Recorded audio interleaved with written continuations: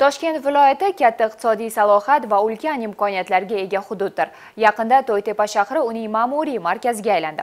Shaharni ijtimoiy-iqtisodiy jihatdan yanada rivojlantirish, xizmat ko'rsatish va servis sifatini oshirish, aholi uchun zarur barcha sharoitlarni yaratish ham davlat idoralari ham xususiy sektorning ustuvor vazifasidir. UMS mobil operatori ushbu hudud aholisini sifatli aloqa bilan ta'minlashga o'z hissasini qo'shmoqda. Bu haqda batafsil hamkasbim hikoya qiladi. Ushbu hudud aholisini sifatli aloqa va xizmatlar bilan ta'minlashdan UMS mobil operatori ham manfaatdor. Qo'yilgan maqsadga intilayotgan kompaniya barcha mavjud va bo'lajak abonentlarga o'z xizmatlarini maksimal darajada arzon va qulay qilishga harakat qilmoqda. Aynan To'ytepa shahrida UMSning o'z sotish va xizmat ko'rsatish ofisi ochildi. Bu Toshkent yo'li ko'chasida joylashgan bo'lib, mijozlarga ish kunlari soat 9 dan 18 gacha xizmat ko'rsatadi. UMS ofisi bu yerga kelgan har bir odam barcha xizmatlarni qulay sharoitda olishiga mo'ljallab jihozlangan.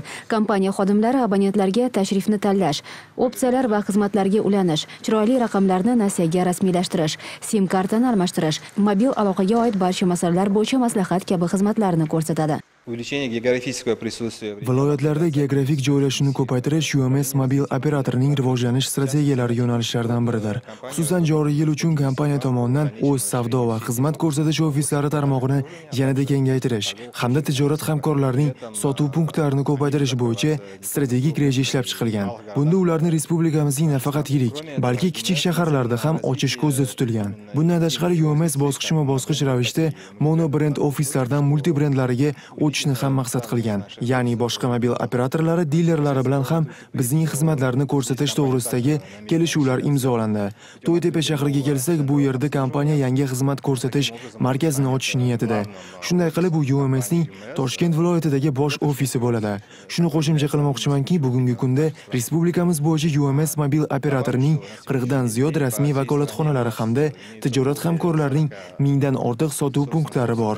Abonentlar va bo'lajak mijozlar uchun qulaylik yaratish maqsadida ular odam gavjum joylarda, savdo do'konlari, ko'ngilochar muassasalar va umumiy ovqatlanish muassasalari yaqinida joylashgan. Abonentlar shunchaki sayr qilish yoki xarid qilish uchun chiqqanlarida ham bizning ofislarimizga murojaat qilishlari mumkin. Zamonaviy mobil xizmatlarni ko'rsatayotgan UMS kompaniyasi aloqa sifatini yanada oshirishga katta e'tibor qaratadi. Ayni paytda O'rta Chirchiq tumani hududida UMSning 17 ta bazaviy stansiyasi ishlab turibdi. Ularning 3 tasi aynan To'ytepa shahrida joylashgan. Operator shu bilan cheklanib qolmoqchi emas, balki shu yilning o'zidayoq O'rta Chirchiq tumanidagi tarmog'ini yanada rivojlantirishga investitsiya kiritishni rejalashtirmoqda. Bizni kelgusidagi rejalarimiz To'ytepa shahri va O'rta Chirchiq tumanida aloqa sifatini oshirish maqsadida yangi aloqa obyektlarini qurish. Shu boisdan hozirgi vaqtda To'ytepa sharqiy tomoni va g'arbiy tomonlarda yangi obyektlar qurilishi rejalashtirilmoqda. Shu jumladan hozirgi vaqtda To'ytepa tekstil zavodi hududida 3-avlod stansiyalarimizni qurishi davom etmoqda. Shu oyning oxirigacha ham shu obyektimizni ishga tushirishga harakat qilmoqda biz. Bundan tashqari O'rta Chirchiq tumani va Toshkent shahrining chegarasida yangi obyektlar qurilishi va shuningdek Ohangaron yo'li atrofida yangi 2 ta obyekt qurilishi rejalanmoqda.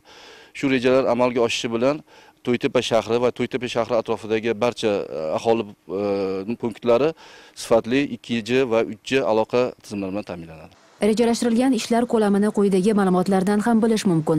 Bitta bazaviy stansiyani o'rnatish uchun mobil operatorga kamida 6 oy vaqt kerak bo'ladi.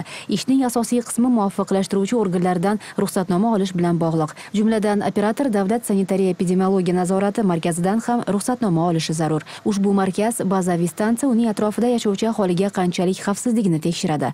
Har bir bazaviy stansiya o'z sanitar pasportiga ega bo'ladi va bu hujjat stansiya inson hayoti uchun mutlaqo xavfsizligidan dalolat beradi. Shunday qilib, UMS mobil operatori aholiga ko'rsatilayotgan aloqa sifatini ko'tarishda davom etadi. Kompaniya ko'zlangan rivojlanish rejasini tezkorlik bilan amalga oshirishni maqsad qilgan.